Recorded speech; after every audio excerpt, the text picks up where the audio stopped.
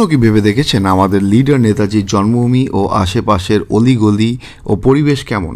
আপনি কি জানতেন নেতাজি তার গঠনমূলক বছরগুলি শৈশব থেকেই কলেজ জীবন পর্যন্ত কটকে কাটিয়েছিলেন? নেতাজির শৈশবের কিছু অধ্যায় উন্মোচনে আমাদের সাথে যোগ দিন এই প্রতিবেদনে।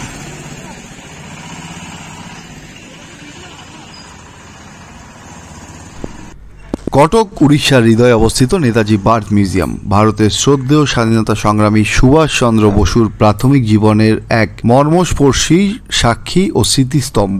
লাল বাংলা কটক স্টেটের মনোমুগ্ধকর সাদা দেয়ালের মধ্যে অবস্থিত জাদুঘরটি দর্শকদের অতীতের এক স্বর্ণযুগে নিয়ে যায়, সেই জায়গায় এক নজর দেয় যেখানে নেতাজির গল্প শুরু হয়েছিল। নমস্কার, আমরা আজকে এসেছি নেতাজির বার্থ মিউজিয়ামে, যেটি নেতাজির জন্মস্থান। এটি কাটাক উড়িষ্যাতে অবস্থিত। এখানে 1897 সালে নেতাজি জন্মগ্রহণ করেন 23শে জানুয়ারিতে, আর এটা ন্যাশনাল মিউজিয়ামের স্বীকৃতি পেয়েছে। এবং জানা যায় 23শে জানুয়ারি এখানকার লোক আমাকে জানান যে প্রায় 2.5 লক্ষ লোক 23শে জানুয়ারি 2.5 লক্ষ লোক এখানে এসেছিল। এবং 23শে জানুয়ারি উড়িষ্যা গভর্নমেন্ট থেকে এটাকে সবার জন্য ওপেন করে দেওয়া হয় দর্শনের জন্য। অনেক কিছুই নেতাজিকে রিলেটেড আছে। নেতাজির স্কুলের অ্যাডমিশনের সময় যে রেজিস্টার, নেতাজির অ্যাডমিশনের রেজিস্টার থেকে শুরু করে নেতাজির হাতের লেখা থেকে শুরু করে নেতাজির ফ্যামিলির আসবাবপত্র, এটি অ্যাকচুয়ালি নেতাজির বাবা জনকীনাথ বোস, এটা জনকীনাথ ভবন অ্যাকচুয়ালি। এই ভবনেই নেতাজি জন্মগ্রহণ করেন। নেতাজির বাবা এখানে ল প্র্যাকটিস করতেন এবং নেতাজির পুরো শৈশবটাই এই বাড়িতে কেটেছে। তারপর সে ক্যালকাটা প্রেসিডেন্সিতে সে ওখানে গিয়ে পড়াশোনা শুরু করেছেন, কিন্তু তার শৈশবকাল পুরোটাই কাটাক আর এই বাড়িতে পুরো ফ্যামিলির সাথে।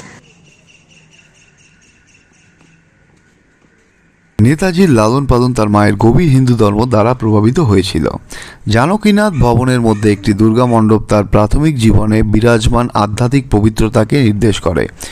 জাদুঘরের দেয়ালে সাজানো স্বামী বিবেকানন্দ এবং শ্রীরামকৃষ্ণ পরমহংসদেবের প্রতিকৃতি আরও নেতাজিকে অনুপ্রাণিত করা আধ্যাত্মিক মনীষীদের কথা বলে। তো এখানে নেতাজির অনেক কিছুই রয়েছে, যেমন এখানে সবচেয়ে ফেমাস একটা রুম হলো নেতাজির যে রুমে জন্ম হয়। এবং এটা জানা যায় যে নেতাজির জন্ম 23শে জানুয়ারি 1897 সালের দুপুর 12টা থেকে কিছুক্ষণ পরে জন্ম হয়। জনকীনাথ বোস এটা জানান। এবং এখানে শুধু নেতাজি নয়, এখানে জানকীনাথ বোসেরও অনেক কিছু সংরক্ষিত রয়েছে। আর এটি একটি খুব সুন্দরভাবে উড়িষ্যা গভর্নমেন্টের দ্বারা রক্ষণাবেক্ষণ করে চলেছেন তারা। বিশেষভাবে উল্লেখ্য, জানকীনাথ ভবন তার শৈশবকালে এটি বাংলার একটি অংশ ছিল। এই ঐতিহাসিক স্থাপনায় পা রাখা যেন অতীতে ফিরে যাওয়া। গ্র্যান্ড স্থাপত্যকালে সেই ব্যক্তির একটি নীরব স্মৃতি হিসেবে কাজ করে যিনি একসময় এটিকে নিজের বাড়ি বলে মনে করতেন, আর তিনি কেউ নয়, আমাদের নায়ক সুভাষচন্দ্র বোস। এই বাড়িটি অবস্থিত উড়িষ্যার কাটাক শহরের উড়িয়া বাজারের মধ্যে। তখনকার দিনে দেখেই বোঝা যায় একটা বিলাসবহুল বাড়ি।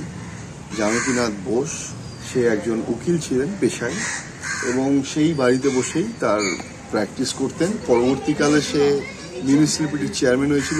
এখানে সুভাষচন্দ্র বোসের অনেক কিছু এখানে সংরক্ষিত রাখা হয়েছে, যেমন তার আজাদ হিন্দ ফোর্সের কিছু জিনিস, তার জামা কাপড় থেকে শুরু করে এখানে আরও কিছু জানা যায়, যেটা আজাদ হিন্দ যে আর্মি, তাদের একটি ব্যাংক ছিল নিজস্ব, যেটা 1944 সালে সুভাষচন্দ্র বোস সেটাকে চালু করেন। এবং সেই ব্যাংক পরিচালিত করা হতো বার্মা থেকে, মানে এখনকার মায়ানমার।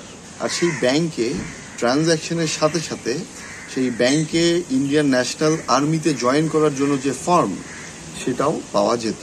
সেখানের ফর্মের কপি থেকে শুরু করে অনেক তথ্য, আজাদ হিন্দ ফোর্স থেকে শুরু করে নেতাজির বাল্যকাল, নেতাজির জেলে কাটানোর সময় থেকে নেতাজির লাইফের এক এক ধাপে এক এক অধ্যায় থেকে শুরু করে এক এক জায়গায় নানাভাবে এটা রূপান্তরিত করা হয়েছে। এবং অনেক তথ্য, অনেক জিনিস এখানে একত্রিত করা রয়েছে উড়িষ্যা গভর্নমেন্টের তরফ থেকে। অবশ্যই আমাদের ভিজিট করা উচিত এখানে এসে। এখন আপনারা দেখছেন নেতাজির জন্মস্থানের আশেপাশের কিছু দৃশ্য।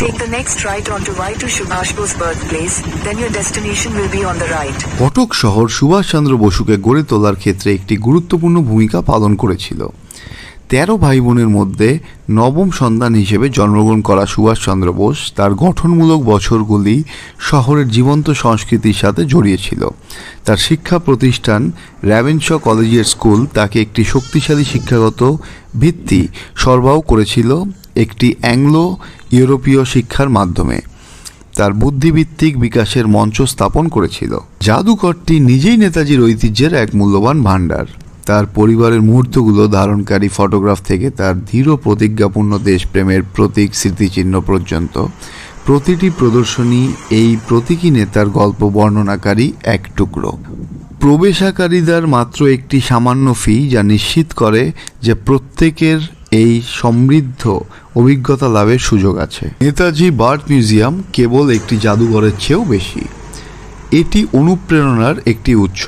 এটি দর্শকদের সেই ব্যক্তির পদচিহ্নে চলার পথ দেখায়, তাদের সেই অতীতে নিয়ে যায় যেখানে আর্থিক ও সামাজিকভাবে অতি সচ্ছল একটি মানুষ এর নিঃস্বার্থভাবে নিজের দেশ ও জাতিকে স্বাধীন করার বাসনায় সবাই নিজে এবং সব কিছুকে ঊর্ধ্বে রেখে শুধু স্বাধীনতার জন্য লড়ে গিয়েছে। সে আমাদের শেখায় পরাধীনতা আমাদের জন্য নয় কোনো ক্ষেত্রেই, আমরা স্বাধীন।